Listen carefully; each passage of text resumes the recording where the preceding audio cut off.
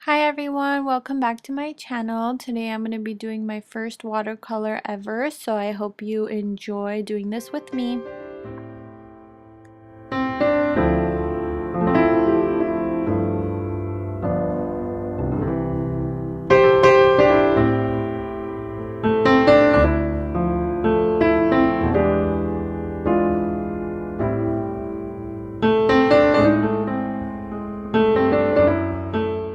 As you can see here, I'm just using the green to continuously build up the color to a specific one that I like. With these watercolors, the more you trace over them, the darker the colors look, as you see me doing with the stems.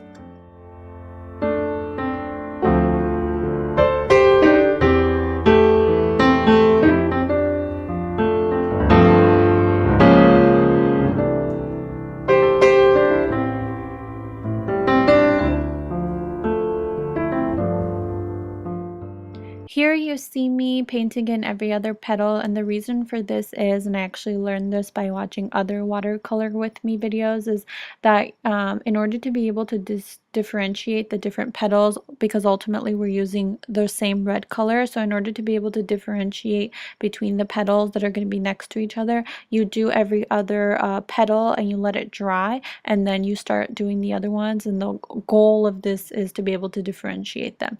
Here mine don't really look that far apart, so what I do is I start where every petal is meant to begin. I add more color to darken it up, and then let that gradient get created before the other petal starts, and that ultimately allows us to get this look of the different petals.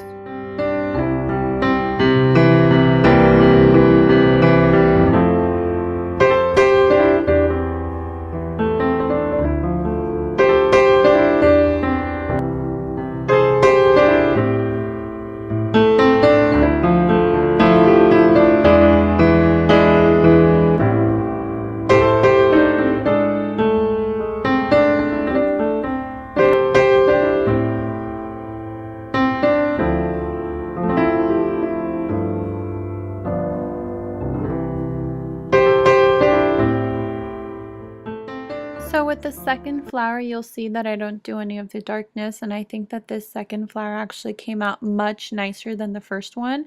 So ultimately my goal is to create that gradient from dark to light from the bottom of the flower to the top petals. So that's what I'm going to be doing with this flower throughout, just fixing it up, touching it up, waiting for layers to dry, etc. One thing I did want to also mention is that this watercolor paper is taped down with some washi tape, so that purple and pink outline that you see is the washi tape. Later I will remove it and it looks so much nicer without it on, but it is important to stabilize the watercolor paper because with all the water and color on it, it can bend, and you obviously don't want the paper to bend, so that's the purpose of taping it down.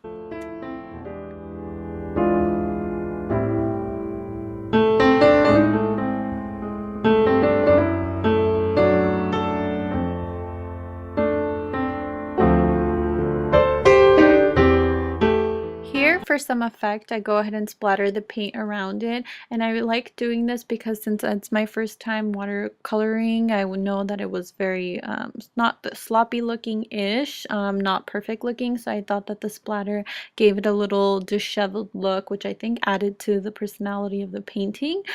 So I just dipped the paintbrush in some water and then just flicked it as you saw me do earlier, and that created all those dots, which I think made it look much nicer.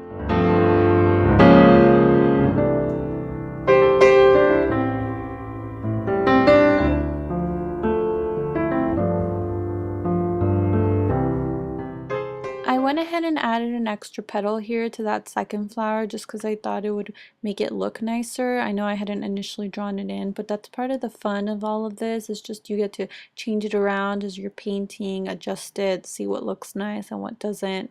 As you can see here, I'm constantly going back and forth and trying to fix all of my mistakes from before. So yeah.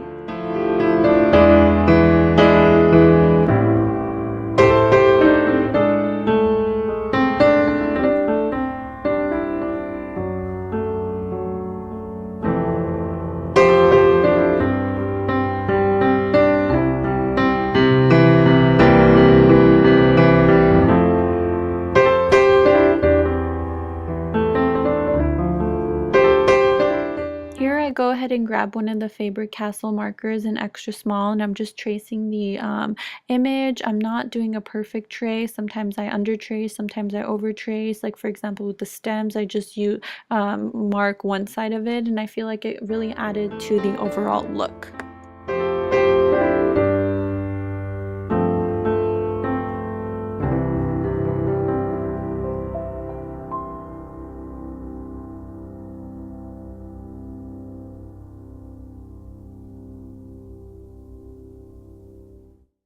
So I go ahead and remove the washi tape, and you can see it already looks so much nicer. And then I'm just going to go ahead and with the pencil write out February, and then I'll go ahead and trace it with the Faber-Castell pen again, first in the extra small, and then you'll see me later going in with the much thicker, bold, and medium ones to really thicken it out and give it that calligraphy effect.